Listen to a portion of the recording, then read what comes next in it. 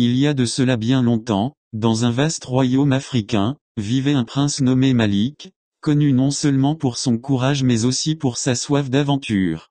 Un garçon si brillant, si brave et si courageux, avec toute son intelligence et sa beauté à couper le souffle, il était l'enfant unique et la fierté de ses parents. Depuis son plus jeune âge, Malik n'avait qu'un rêve, parcourir le monde et découvrir des terres lointaines, des peuples inconnus et des merveilles cachées du monde. Il était fasciné par les récits des voyageurs qui parlaient des créatures mythiques qui pouvaient exister et des royaumes mystérieux au-delà des mers. Un jour, déterminé à vivre sa propre aventure, Malik décida de quitter son royaume pour naviguer sur les océans en quête d'aventure. Il fit ses adieux à sa famille et à son peuple, qui étaient attristés mais finirent par accepter la décision de ce jeune prince. Il embarqua sur un navire avec quelques fidèles compagnons. Leur voyage les mena d'île en île, de tempête en tempête, mais rien ne pouvait apaiser l'âme insatiable du prince, tout en faisant des découvertes fantastiques et inimaginables.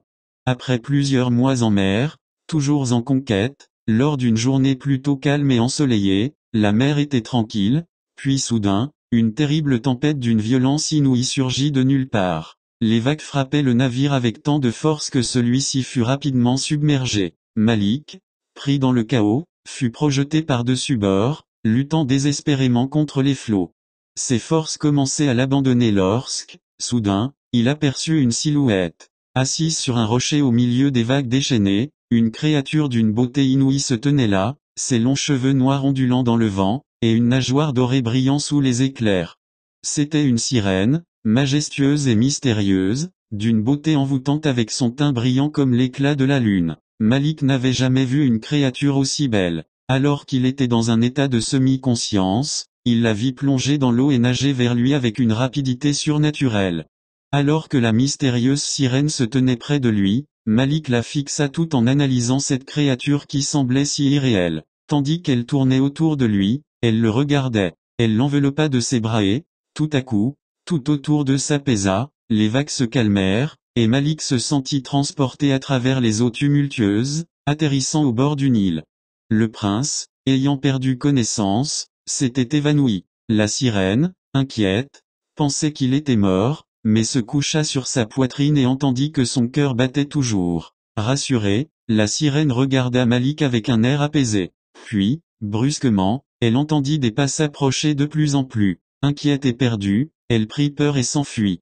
Alors qu'elle s'était cachée derrière un rocher, elle vit des hommes et des femmes s'approcher du corps inconscient de Malik. Une femme, en particulier, s'était rapprochée de lui et analysait son état. Elle prit Malik, et des hommes portèrent le prince tout en se dirigeant vers un très grand château. Lorsqu'il se réveilla, il était dans un lit somptueux, entouré de soieries, dans une grande chambre richement décorée. À son chevet se tenait une princesse, une jeune femme aux yeux doux et bienveillants. Elle lui sourit tendrement lorsqu'il ouvrit les yeux. « Je suis la princesse Amani, dit-elle doucement. Vous êtes dans le royaume du Nil. Nous vous avons trouvé au bord de la mer, inanimé. Je suis heureuse que vous soyez sain et sauf. » Malik, sous le choc, essaya de comprendre ce qui se passait. C'est alors qu'il se souvint qu'il avait fait naufrage avec son équipage, ce qui l'avait amené jusqu'à cet endroit. Mais il y avait quelque chose qui n'allait pas, quelque chose qui traversait sa mémoire, mais il l'oublia. Il essaya désespérément de s'en rappeler, mais en vain. Il fit une crise de panique, angoissé par ce qui s'était passé. Finalement, il réussit à se calmer grâce à la douce princesse qui le réconforta. Malik la remercia sincèrement de l'avoir secouru. Il passa plusieurs jours à récupérer dans le palais, sous les soins de la princesse Amani, et ils passèrent beaucoup de temps ensemble, apprenant à se connaître. Au fil du temps, elle montrait un intérêt croissant pour lui. Amani était belle et sage, et son royaume était prospère, baigné par les eaux sacrées du Nil. Mais malgré sa gentillesse et sa beauté, Malik ne pouvait chasser de son esprit l'image de la sirène qu'il avait vue avant de sombrer dans l'inconscience. Un jour, alors qu'il se promenait seul sur la plage au coucher du soleil, il la vit de nouveau. La sirène était là, flottant gracieusement près du rivage, sa nageoire dorée brillant sous les derniers rayons du soleil. C'est là qu'il se rappela tout, du début à la fin, et tout devint plus clair dans son esprit. Malik s'approcha d'elle avec précaution, son cœur battant fort dans sa poitrine. « Qui es-tu ? Demanda-t-il avec émerveillement. La sirène sourit, ses yeux perçant les siens avec une profondeur insondable. « Je suis Nia, gardienne des océans, répondit-elle d'une voix mélodieuse. Je t'ai sauvé des flots lors de la tempête. C'est là qu'il se souvint qu'elle l'avait sauvé et remonté sur terre. Malik sentit un lien inexplicable avec elle, comme s'ils s'étaient connus depuis toujours. Ils passèrent des heures à parler, à partager des histoires sur leurs mondes respectifs. Malik lui raconta ses voyages, ses rêves, et son émerveillement devant la beauté des océans. Nia, quant à elle, lui parla des mystères des profondeurs et des royaumes sous-marins, des créatures que peu d'humains avaient vues. Ils partageaient les mêmes goûts et passions. Avec le temps, Malik et Nia tombèrent amoureux. Leur lien était unique, forgé dans la magie des mers et des terres. Chaque soir, ils se retrouvaient au même endroit, partageant des moments d'intimité au bord de l'eau. Mais cet amour n'était pas sans complications. Avant de rencontrer Malik, la princesse Amani était connue dans tout le royaume pour sa grâce, sa beauté, et surtout, son impatience à trouver l'amour véritable. Fille unique du roi et de la reine d'un royaume voisin, elle avait grandi entourée d'un luxe et d'une attention sans fin. Cependant, malgré tout ce qu'elle possédait, Amani ressentait un vide dans son cœur. Elle rêvait d'une connexion profonde, d'un amour sincère qui transcenderait les alliances politiques et les devoirs royaux. Dès son jeune âge, Amani avait été fascinée par les histoires d'amour éternel que lui racontait sa nourrice. Elle imaginait un jour trouver quelqu'un qui la regarderait avec autant d'adoration que les héros de ses récits. Pourtant, en vieillissant, elle avait été déçue par les prétendants qui lui étaient présentés. Tout la voyait comme un moyen d'accéder au trône ou de renforcer des alliances, mais aucun ne la voyait pour ce qu'elle était, une femme avec ses propres désirs et aspirations. Malgré les bals somptueux et les nombreux soupirants, Amani rêvait secrètement de rencontrer quelqu'un qui l'aimerait non pas pour son statut royal, mais pour son cœur. Elle passait souvent des heures dans les jardins du palais, sous la lumière des étoiles, priant silencieusement pour que le destin lui envoie enfin celui qui saurait toucher son âme.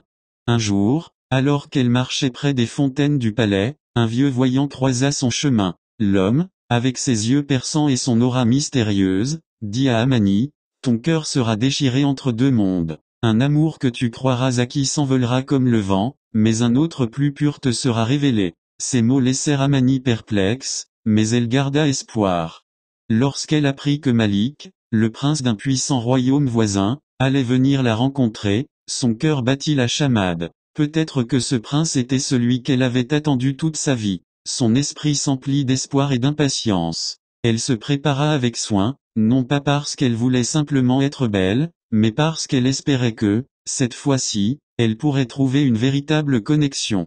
La première rencontre avec Malik fut un moment d'émotion intense pour elle. Lorsqu'elle le vit pour la première fois, son cœur s'emballa. Il était tout ce qu'elle avait imaginé et plus encore. Mais derrière son sourire et sa courtoisie, Amani remarqua rapidement une certaine distance dans le regard de Malik, comme s'il était ailleurs. Malgré cela, elle garda espoir, se persuadant qu'avec le temps, elle pourrait conquérir son cœur. Amani rêvait de partager sa vie avec Malik, d'être non seulement une reine à ses côtés, mais aussi une amie, une confidente et une amante passionnée. Elle imaginait des jours où ils exploreraient le monde ensemble, où ils partageraient des secrets sous la lune, où leurs enfants couraient dans les jardins du palais. Mais la réalité était bien différente de ses rêves. Malik et Nia avaient découvert un monde qui appartenait à eux seuls, loin des attentes des deux royaumes. Dans leur coin secret, là où la terre rencontrait l'océan, ils se retrouvaient sous la lueur de la lune ou au lever du soleil, partageant des moments que ni l'un ni l'autre n'aurait pu imaginer. Malik, bien que prince, était un aventurier dans l'âme. Il aimait explorer les profondeurs de l'océan avec Nia, découvrant des trésors cachés dans les récifs coralliens. Ensemble, ils nageaient au milieu des bancs de poissons colorés, leurs rires résonnant sous l'eau. Nia lui enseignait les secrets de la mer, lui montrant des créatures marines légendaires que peu avaient la chance de voir, comme les majestueuses baleines et les dauphins qui semblaient danser autour d'eux. Quand ils étaient ensemble, tout semblait possible. Ils passaient des heures à parler de leurs rêves, de ce que serait un avenir libre de toute obligation. Malik, fasciné par le monde sous-marin de Nia, lui parlait de son envie de rendre son propre royaume plus juste et pacifique. Nia, de son côté, racontait à Malik les légendes anciennes de son peuple, des histoires de sirènes et de rois océaniques qui veillaient sur les courants marins. Un jour, ils avaient même affronté une terrible tempête ensemble. Malik, dans une petite embarcation, avait été pris par des vagues déchaînées. Mais Nia, avec sa force surhumaine et ses talents aquatiques, l'avait sauvé de justesse, l'emmenant dans les profondeurs pour l'abriter dans une grotte sous-marine. Ce moment avait scellé leur lien d'une manière encore plus forte. Dans les moments plus calmes, ils appréciaient simplement la compagnie l'un de l'autre. Nia aimait chanter pour Malik, sa voix douce résonnant comme un écho dans le vent marin. Malik, de son côté, lui racontait des histoires de son enfance, des récits de batailles glorieuses que ses ancêtres avaient menées, tout en lui parlant des étoiles qu'il pouvait observer depuis le rivage. Ce qui les liait était plus profond que les apparences. Ils partageaient une passion pour la liberté, pour la découverte, et pour la vie. L'un appartenait à la terre, l'autre à la mer, mais leur amour transcendait ses frontières. Pendant ce temps, la princesse Amani, ayant remarqué l'éloignement de Malik, s'interrogeait. Elle était tombée amoureuse de lui et espérait que leur lien pourrait se transformer en un mariage entre leurs royaumes. Elle ne pouvait ignorer les sentiments qu'elle avait développés pour lui, mais elle ressentait une distance croissante entre eux. La princesse Amani, inquiète et déboussolée, décida de suivre discrètement Malik pour connaître la raison qui l'éloignait d'elle. Un soir, comme à son habitude, Malik se rendit à la mer, suivi par la princesse Amani, qui se fit aussi discrète que possible.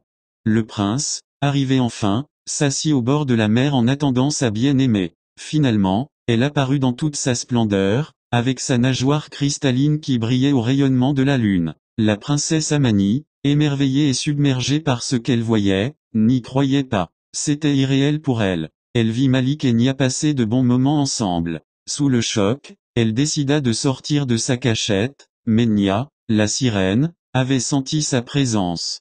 Il y a une humaine dans les parages, dit Nia avant de plonger sous l'eau pour se cacher dans les profondeurs marines.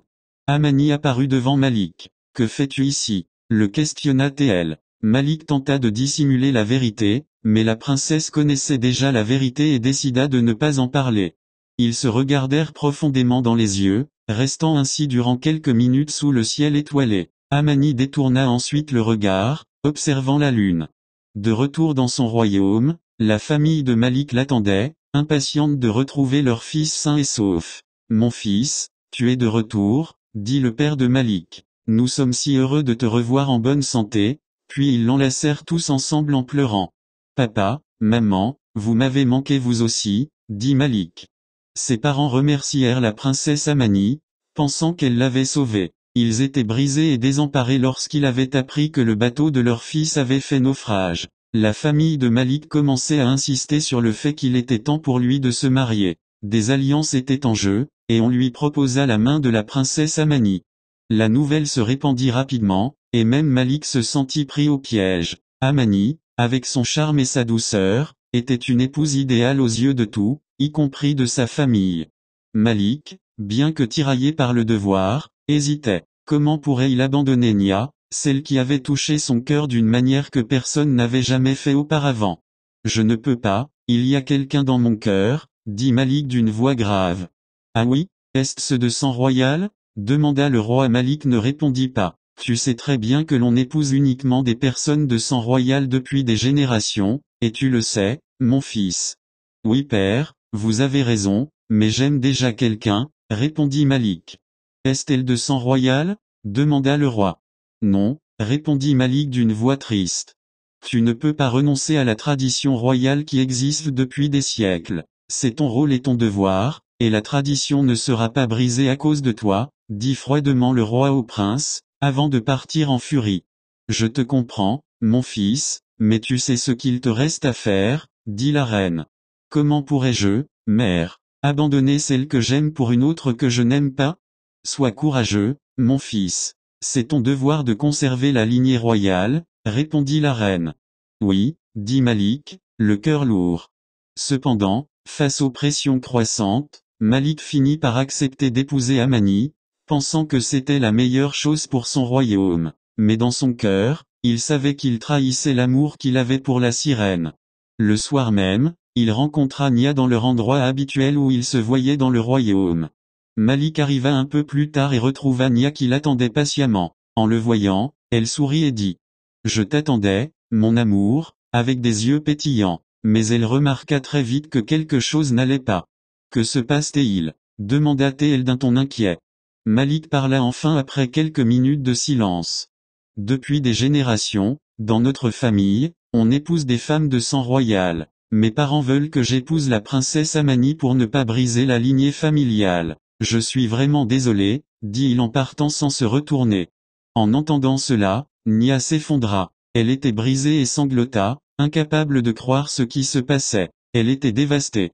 Les jours passèrent et le jour du mariage arriva. La cérémonie somptueuse se déroula au palais. Pourtant, dans le silence de son cœur, Malik sentait une douleur qu'il ne pouvait ignorer. Alors qu'il se tenait à l'autel, prêt à prononcer ses vœux, il leva les yeux vers l'horizon et vit quelque chose de merveilleux. Nia, la sirène, flottait gracieusement au loin, ses yeux plongés dans les siens, et elle dit: « Ne m'abandonne pas, viens avec moi. » À cet instant, Malik comprit. Il ne pouvait renoncer à l'amour véritable. Sans un mot, il quitta l'autel et courut vers la mer, laissant derrière lui la cérémonie et la princesse Amani, abasourdie. Il rejoignit Nia, qui l'attendait dans l'eau, et ensemble, ils s'enfoncèrent dans les profondeurs des océans, vers un royaume sous-marin dont les mystères et la magie dépassaient tout ce qu'il avait jamais imaginé. Quant à la princesse Amani, elle finit par accepter que l'amour ne peut être forcé. Elle trouva la paix dans son propre royaume, et avec le temps, elle aussi découvrit un amour véritable à son tour. Ainsi se termine l'histoire du prince Malik et de Nia, la sirène dorée, dont l'amour a transcendé les royaumes de la terre et de la mer, unissant leurs cœurs pour l'éternité. La morale de l'histoire est que l'amour véritable ne peut être imposé ni dicté par les attentes ou les conventions sociales. Malik a été confronté à un choix difficile entre le devoir et son cœur. Même si les pressions extérieures l'ont poussé à faire un choix contre ses sentiments, il a finalement compris que suivre son cœur et rester fidèle à l'amour authentique était la seule voie vers le bonheur. Cette histoire nous enseigne également que l'amour transcende les frontières, qu'elles soient terrestres ou marines, et que l'amour véritable est une force puissante qui ne peut être ignorée, peu importe les circonstances ou les obstacles.